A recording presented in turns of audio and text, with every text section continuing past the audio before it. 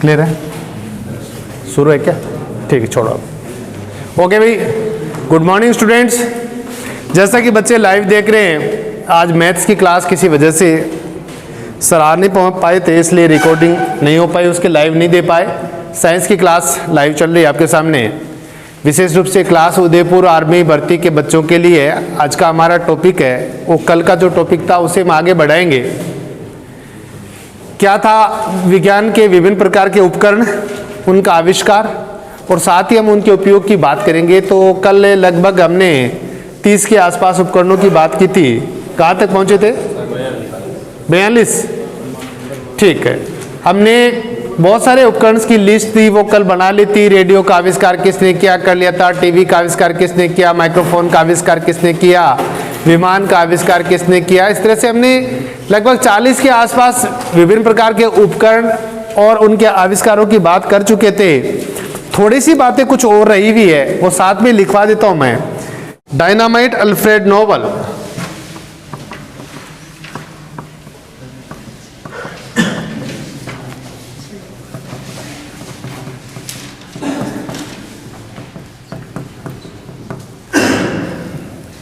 Sweden के थे ना, स्वीडन सरकार इनके लिए नोबेल पुरस्कार इसी की याद में दी जाती है। डायनामाइट बारूद है, विस्फोटक है।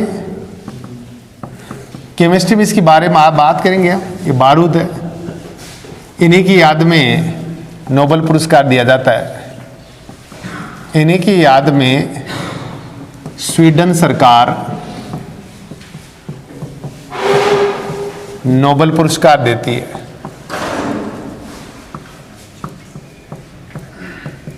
तो वो इसकी नोबेल पुरस्कार की बात तो आप जीके वगैरह में पढ़ लेते हो, और स्वीडन सरकार देती है, ठीक है ना। अल्फ्रेड नोबल याद रखना। डायनामाइट बारूद, विस्फोटक पदार्थ। लेजर किरणों का आविष्कार बहुत इंपॉर्टेंट है। लेसर या लेजर किरणों का आविष्कार,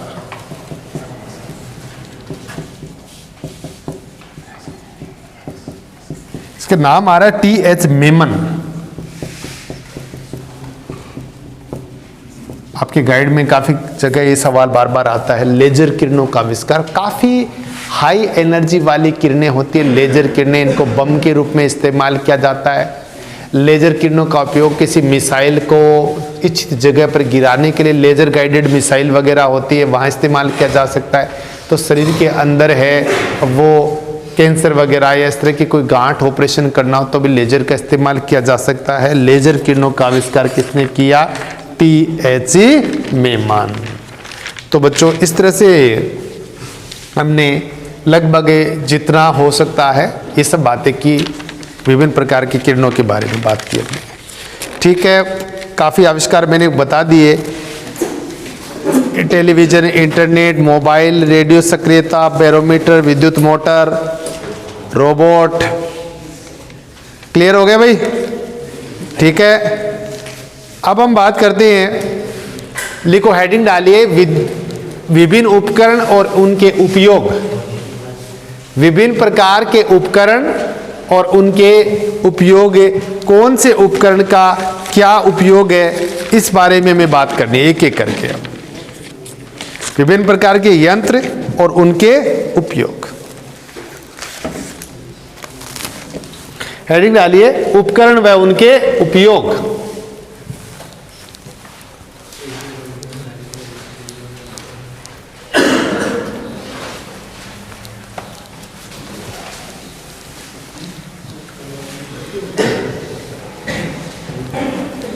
हमारा है उपकरण व उनके उपयोग। अब आविष्कारों की बात नहीं करेंगे, उपकरण उपयोग। भौतिक विज्ञान में विभिन्न प्रकार के इंस्ट्रूमेंट्स है, उपकरण है, यंत्र है, और उनके क्या क्या उपयोग है। सबसे पहले नाम दिया गया है अल्टीमीटर। क्या नाम दिया गया है? अल्टीमीटर। आप कहेंगे विमानों की ऊंचाई मापने का उपकरण, ऊंचाई मापने का उपकरण बहुत ही महत्वपूर्ण है। अल्टीमीटर सीधी हवाई जहाज या विमान की ऊंचाई मापने का उपकरण है। अल्टीमीटर याद रह जाएगा। ऐसे सवाल पूछे जाते हैं, बहुत पूछने वाली बात है ये। ऐसे ही एमीटर लिखा हुआ है, तो विद्युत धारा को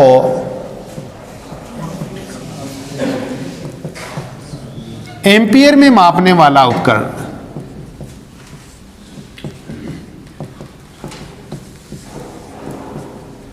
आपने देखा होगा कि जो हमारे कई घड़ियां सी लगी होती है, जो इलेक्ट्रिसिटी का जो ये बोर्ड लगा हुआ होता है, उस पर ऐसे घड़िए से ए लिखा हुआ है, ऐसे इस पर वी लिखा हुआ है, इस तरह की चीजें होती है ना। तो ए से है एमीटर। एमीटर होता है वो विद्युत धारा को मापने का उपकरण होता है, याद रखना। और इसका पाठ्यांक इसमें होता है एम्पियर में होता है। एमीटर, आदर्श एमीटर का प्रतिरोध कितना होता है, और अनंत और वोल्टमीटर का प्रतिरोध 0 हम बात करेंगे। तो एमीटर होता है, एमीटर विद्युत धारा को एम्पियर में मापने का उपकरण होता है ना, एमीटर। आदर्श देखिएगा वोल्टमीटर का प्रतिरोध होता है, एमीटर का प्रतिरोध तो 0 होता है भाई। एमीटर प्रतिरोध कितना होता है, 0। और वोल्टमीटर का अनंत। इनकी बात सारी करेंगे पर वो अलग अलग टॉपिक्स में लेंगे हम लोग। आदर्श एमीटर का प्रतिरोध कहते हैं 0 होता है। आदर्श वोल्टमीटर का प्रतिरोध क्या होता है, अनंत। और एमीटर को किस क्रम में लिखाया जाता है, एमीटर और वोल्टमीटर, एमीटर को श्रेणी क्रम में लगाते हैं ना, श्रेणी क्रम में लगाते हैं। हमारे घरों के अंदर विद्युत धारा, देखो अभी हम उपकरणों की बात कर रहे हैं, हम पढ़ेंगे परिपथ संयोजन को पढ़ेंगे कि बिजली के तार हैं वो किस क्रम में लगाए जाते हैं। तो एक तो हम समांतर क्रम पढ़ते हैं, एक श्रेणी क्रम पढ़ते हैं। फिलहाल तो मैं इतनी बात बता रहा हूं कि एमीटर एक उपकरण है जिससे विद्युत धारा को एम्पियर में मापा जाता है। ये बात याद रहेगी। एमीटर एक उपकरण है। अब देखो ऐसे अनंत नहीं करना भाई, तो ऐसे क्या करना है, 0 करना है। ऐसे यदि अनंत कर देते ना तो कह देते कि एमीटर का आदर्श एमीटर का प्रतिरोध क्या होता है, अनंत। पर ऐसे अनंत नहीं करना, ऐसे याद रखता हूं मैं तो कि वोल्टमीटर का प्रतिरोध, आदर्श वोल्टमीटर का प्रतिरोध अनंत मानना है। आदर्श एमीटर का प्रतिरोध कैसे याद रखोगे, क्या एमीटर का आदर्श एमीटर का प्रतिरोध अनंत मानोगे क्या, नहीं। तो कितना मानोगे, 0। और आदर्श वोल्टमीटर का प्रतिरोध, आदर्श वोल्टमीटर का प्रतिरोध क्या मानोगे, अनंत। वोल्टमीटर किस क्रम में लगाया जाता है, समांतर क्रम में, याद रखना।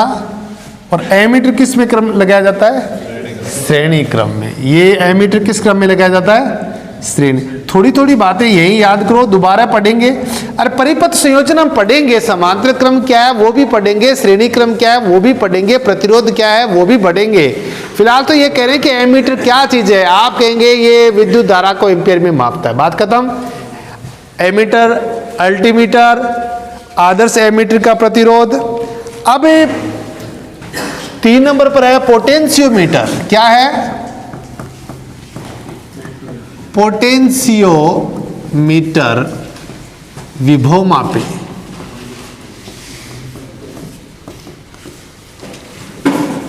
तो आप कहेंगे विभवांतर या विभवांतर को वोल्टेज में मापता है। आपको फिलहाल तो इतना ही याद करना कि ये वोल्टेज मापने का उपकरण है। और आर्मी में पूछा गया था सवाल कि पोटेंशियोमीटर क्या मापता है। आपको बता दूं, आर्मी में ये सवाल, आर्मी जीडी में ये सवाल पूछा गया है। मैं जो कह रहा हूं ना पूछा गया सवाल है, तो वो वास्तव में पूछा गया है। ऐसा नहीं कि किसी भी सवाल को हम चलते चलते कहते हैं ये पूछा गया है, क्योंकि वो फिर तो वो गलत हो जाता है। फिर आप धीरे धीरे ये तय नहीं कर पाते कि वास्तव में पूछा है या सर यूं ही कह रहे हैं। हमेशा याद है ना, मैं कह रहा हूं ये सवाल पूछा गया तो इसका मतलब वो पूछा गया है।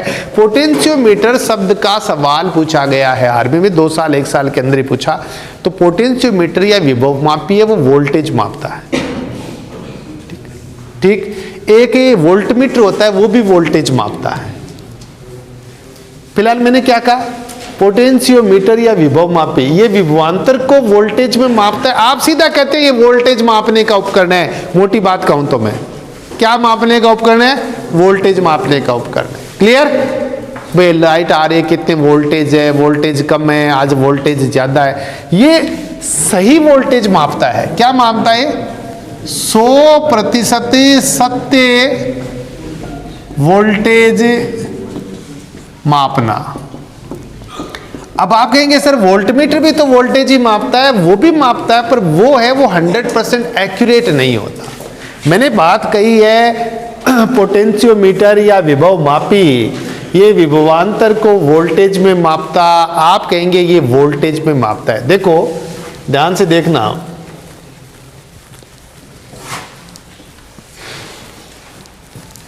V से वोल्टेज हो गया ना, विभवांतर हो गया, विद्युत वाहक बल हो गया, ये सब एक ही चीज माने आप।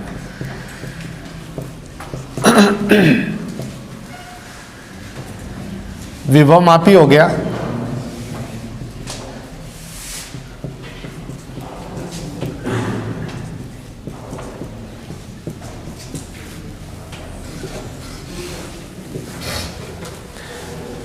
विभव मापी या विभवांतर को वोल्टेज में मापा जाता है। और विद्युत वाहक बल का मात्रक भी क्या होता है?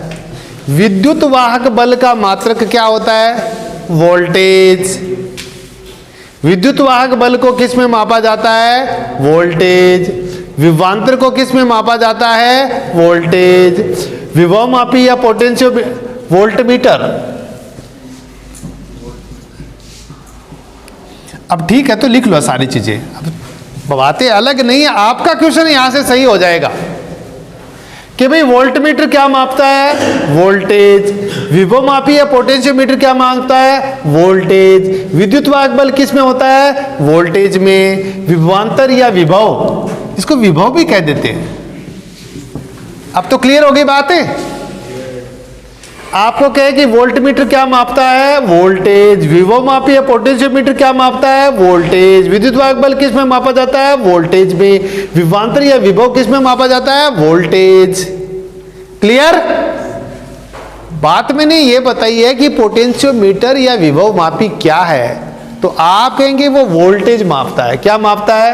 वोल्टेज मापता है। तो आप कहेंगे वोल्टमीटर फिर क्या है? वो भी वोल्टेज मापता है, पर पोटेंशियोमीटर होता है, विभव मापी होता है, वो 100% एक्यूरेट, 100% सत्य वोल्टेज मापता है। दो आप वोल्टेज को क्या कहते हैं? एक प्रकार की ये फोर्स है जो इलेक्ट्रॉन्स को आगे धकेलता है, उसे वोल्टेज कह सकते हो। मोटी बात, वोल्टेज है क्या? आप कह रहे हैं वोल्टेज, वोल्टेज क्या है?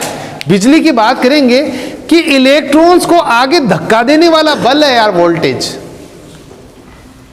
यही तो बात है, इतना मान सकते हैं ना।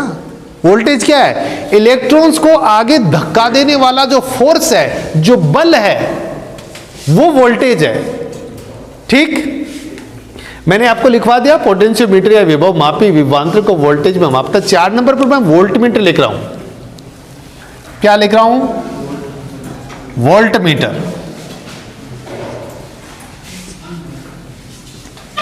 यह भी विभव या विभवांतर को किस में मापता है? वोल्टेज में मापता है। परंतु 100% सत्य गणना नहीं करता। बस वोल्ट मीटर यह भी विभव या विभवांतर को वोल्टेज में मापता है, परंतु यह 100% एक्यूरेट कैलकुलेशन 100% सत्य गणना नहीं करता है। वोल्ट मीटर वोल्टेज, विभव मापी, विभवांतर, विद्युत वाहक बल, सब हो गया। ये बात मैंने इस उपकरण के बारे में आपको बता दिया है। नेक्स्ट हमारे पास पेसमेकर की बात करता हूं। अगला उपकरण दे रखा है पेसमेकर। 4 नंबर तक हम बात कर चुके हैं बच्चों। 5 नंबर पर क्या है?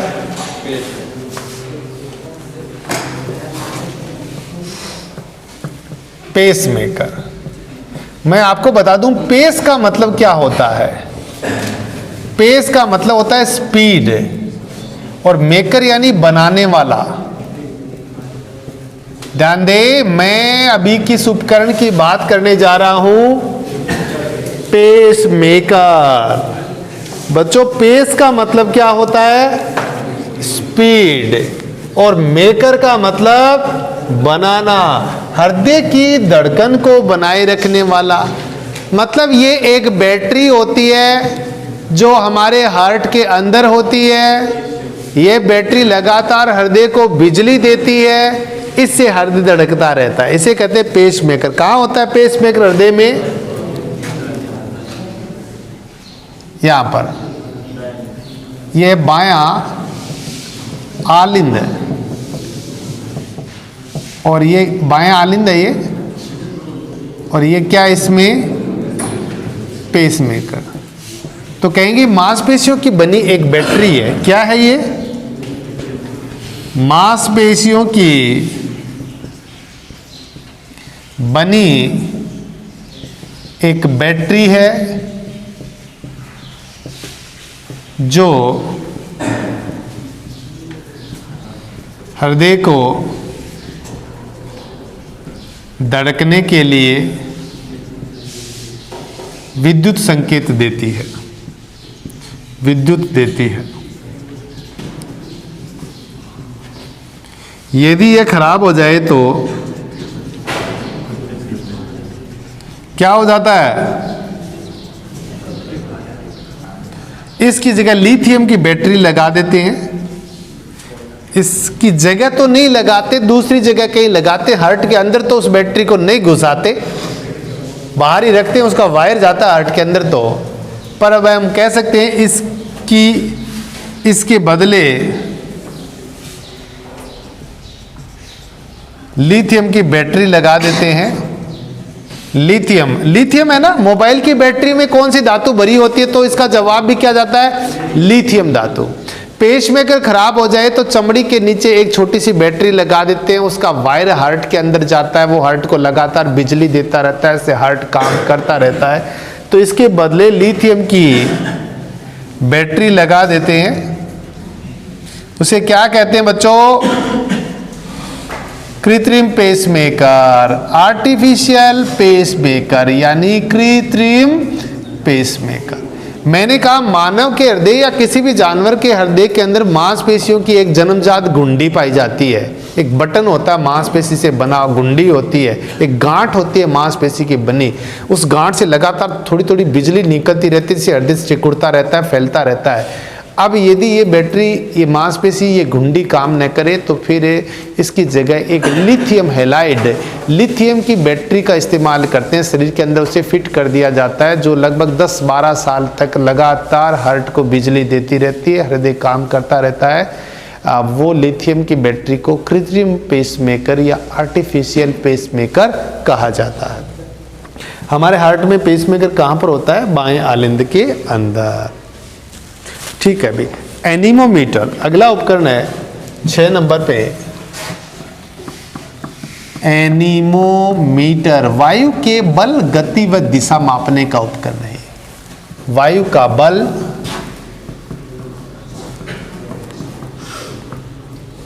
गति, दिशा मापने का उपकरण।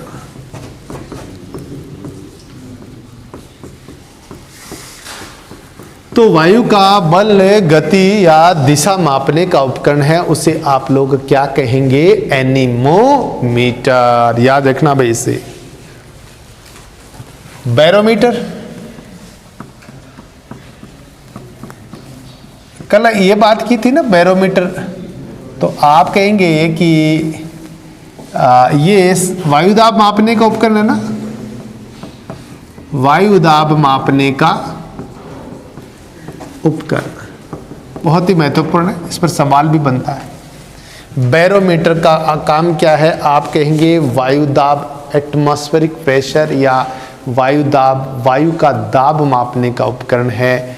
हवा का दाब कितना है? मौसम की भविष्यवाणी करते ना, यदि हवा का दाब बिल्कुल कम हो जाए तो कहते हैं आंधी आने की संभावना है। हवा का दाब थोड़ा थोड़ा धीरे धीरे बढ़ रहा है तो कहेंगे आगे निकट भविष्य में आंधी नहीं आएगी, मौसम साफ रहने की संभावना है। ये है बैरोमीटर।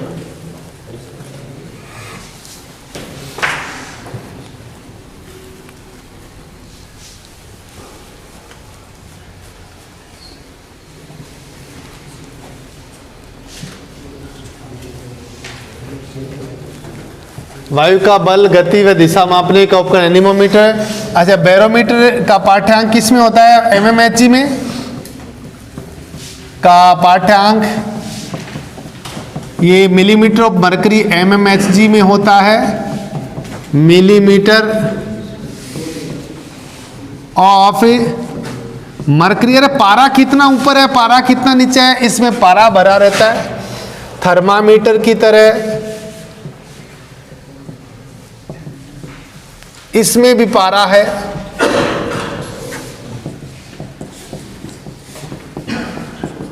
और सवाल है कि यदि अचानक से वायु दाब कम हो जाए तो क्या होगा? आंधी आती है ना। तो यदि बैरोमीटर का पाठ्यांक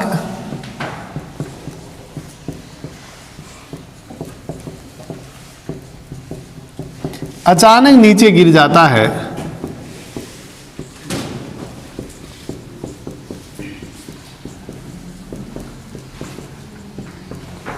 आंधी आने की संभावना रहती है।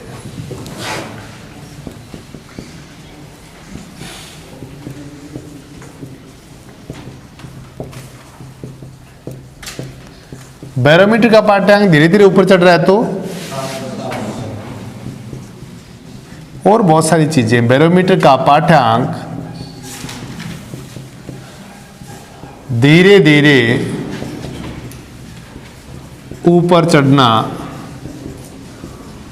आप कहेंगे मौसम साफ रहेगा। मतलब कि वायुमंडल में दाब धीरे धीरे बढ़ेगा तो कहीं आंधी तूफान तभी तो आते हैं जब हवा का दाब कम हो जाए। जैसे मान लीजिए पानी से एक बाल्टी भरी हुई है ना, एक बाल्टी पानी से भरी हुई है और उस बाल्टी में से आप एक जगह पानी निकालते हैं तो एक बार बाल्टी में पानी में खड्डा पड़ता है और दूसरी जगह का पानी तुरंत ही आकर के और उसे खड्डे को भर देता ना। तो वैसे ही यहाँ होता है कि गर्मियों में क्या होता है, हम लोग देखते हैं ना कि अक्सर 3 बजे 4 बजे के आसपास गर्मियों में आंधी आती है।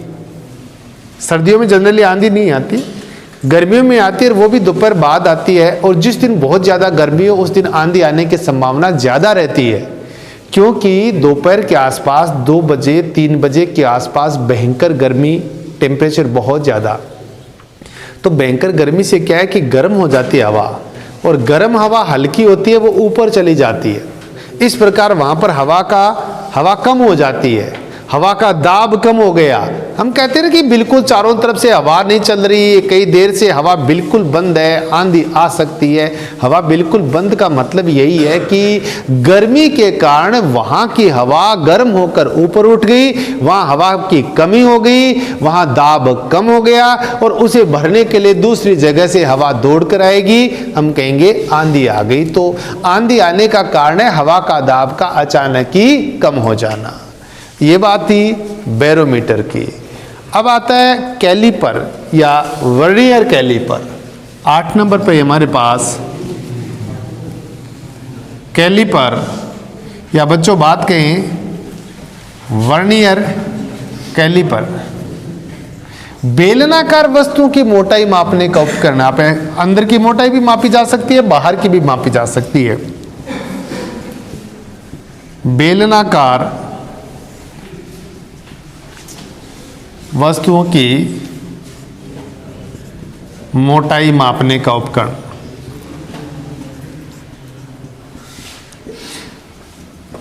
जैसे मान लीजिए वो रिंच होता है ना, रिंच जिसे पाइप खोले जाते हैं टूंटी वगैरह, और तो ऐसा ही होता है एक चीज़ जो इस तरह से एक उपकरण होता है, वो उसके अंदर ऐसे कोई एक उपकरण होता है। तो यहाँ पर जैसे पाइप है, इस पाइप को लगा करके और यहाँ पर इसको ऐसे से इसके टच में कर देते हैं और इसे पता चल जाता है कि इसकी मोटाई कितनी। ऐसे स्केल होती है, ऐसे स्केल, एक ऐसे स्केल होती है, स्केल आगे पीछे जाती है। तो जैसे पाइप की मोटाई मापनी है तो यहाँ पर पाइप दे दिया बीच में और इसे फिर पता कर लेते हैं कि ये कितनी मोटाई है, इसकी स्केल से कितनी मोटाई बन रही है। इस प्रकार बेलनाकार सिलिंड्रिकल थिंग्स, बेलनाकार वस्तुओं की मोटाई मापने के उपकरण को कैलिपर या वर्नियर कैलिपर कहा जाता है। ऑडियोमीटर,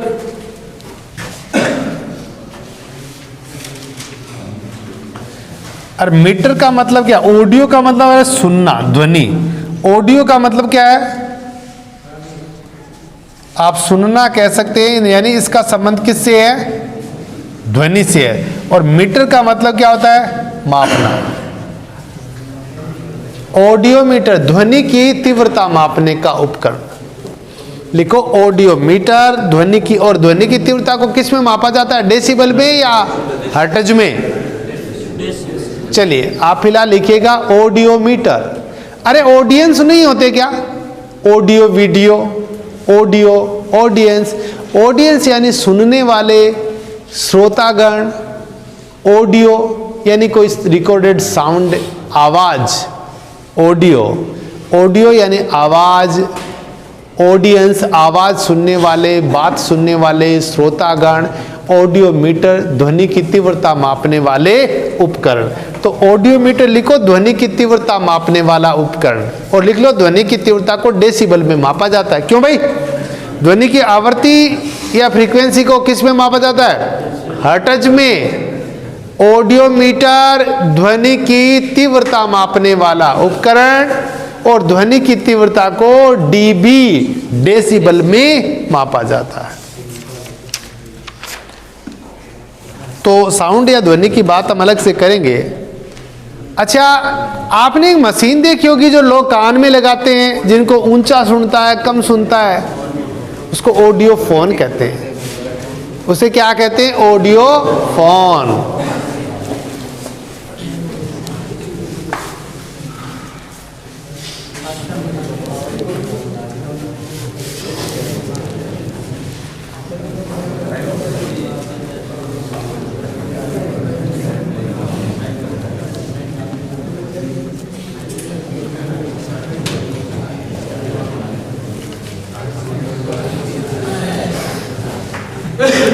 किसकी बात करें बच्चों?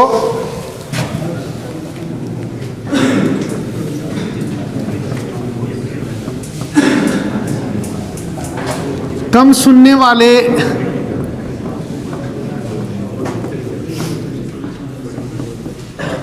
लोगों के कान में लगाई जाने वाली मशीन,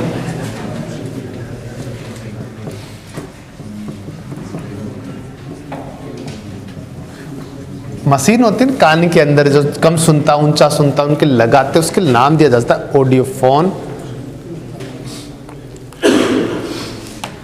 ओडोमीटर है,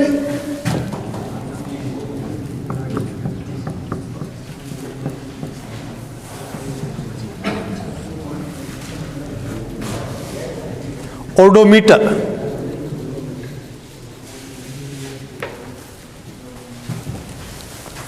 ये दूरी मापता है। गाड़ियों के पहियों द्वारा तय की गई दूरी को मापना।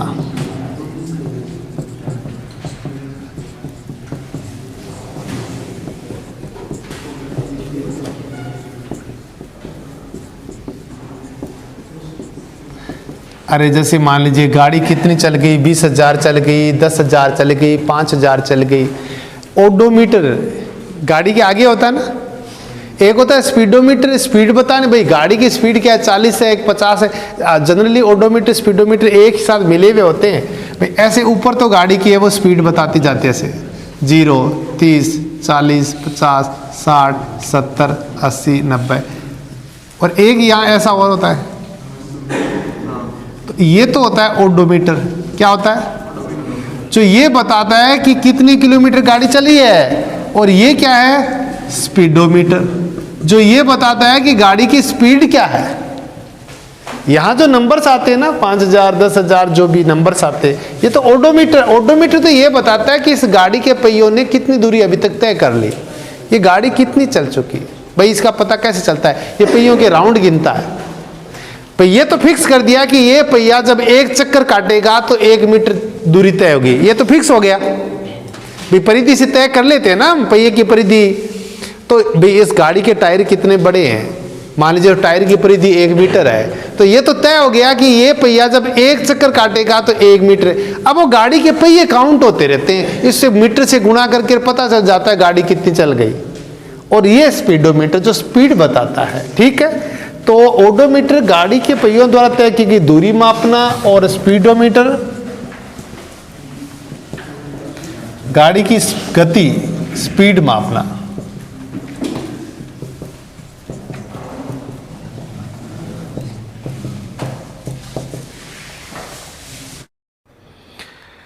डियर स्टूडेंट्स, यदि आपको रियली मेरी लाइव क्लासेज का फ़ायदा मिल रहा है, यूट्यूब चैनल से फ़ायदा मिल रहा है, तो मैं चाहूँगा कि इस फ़ायदे को आप आगे जारी रखें। इसके लिए आपके लिए ज़रूरी है कि इस चैनल को आप सब्सक्राइब करें।